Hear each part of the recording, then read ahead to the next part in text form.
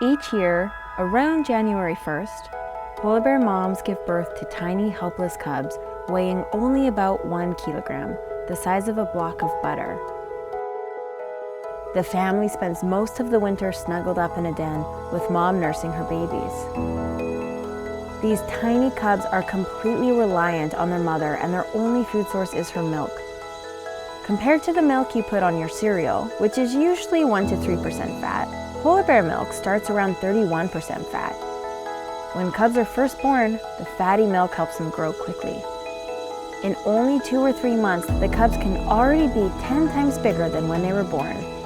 And once they're strong enough, mother polar bears know it's time to emerge from their dens.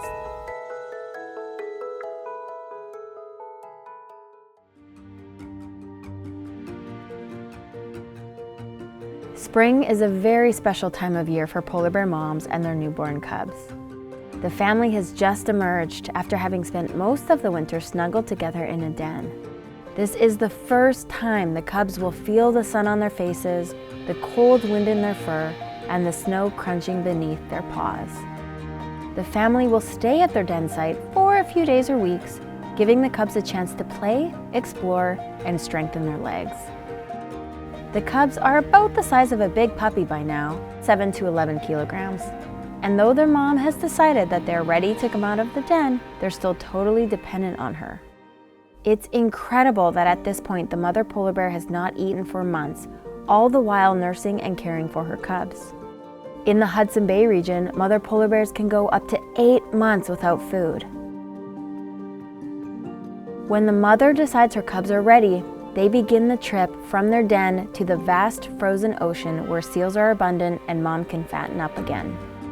Hopefully, her cubs are strong and mom has enough energy for the long journey ahead. Bears near the Hudson Bay sometimes walk for a week or more and can cover over 100 kilometers to get to the sea ice. Though she's focused on finding seals to feed her family, mom will continue to nurse her cubs for as long as they're with her. As they grow older, the cubs will need less milk and more solid food. The good news is that spring is when seals give birth to their pups in snow caves on the sea ice. This means easy meals for hungry families. At this point, the cubs begin their new journey, learning how to be a polar bear in their Arctic home. From walking on the shifting sea ice, to swimming in frigid water, to avoiding potentially dangerous males, a mother polar bear will begin teaching her young cubs not only how to hunt, but how to simply survive in the Arctic. She has just over 2 years to teach her cubs everything they need to know to live on the frozen ocean. When a polar bear is looking for something to eat, they're looking for seals.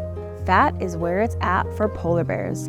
Only seal blubber provides enough energy to power the biggest bear on the planet.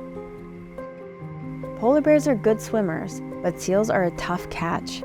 Seals are much faster, so it's very difficult for bears to hunt them in open water. On the sea ice, polar bears can pounce on seal pups hidden in snow caves, patiently wait for a seal to come up for air at a breathing hole, or try to sneak up on a seal from behind an ice ridge.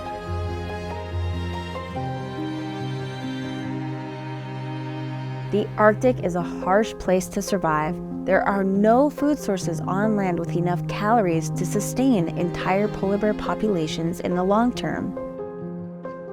Polar bears have adapted over the centuries to a life on the sea ice.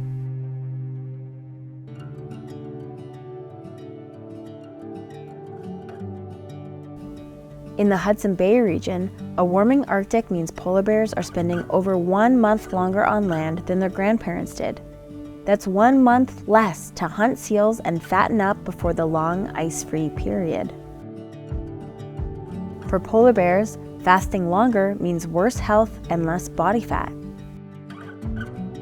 And for females, less body fat means it's harder to get pregnant, to feed nursing cubs, and to raise those cubs into the next generation, ultimately resulting in fewer polar bears across the Arctic.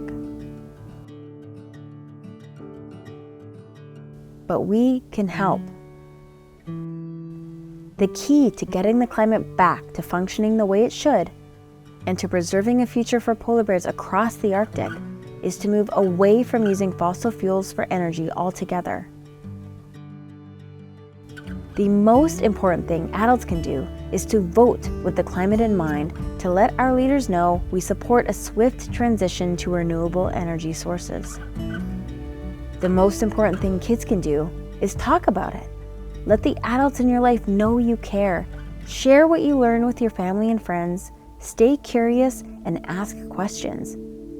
We can all make a difference outside our own households by influencing where our energy comes from.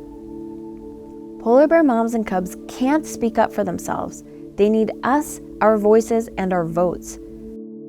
There is still hope, and if we work together, we can ensure polar bears roam the sea ice for generations to come.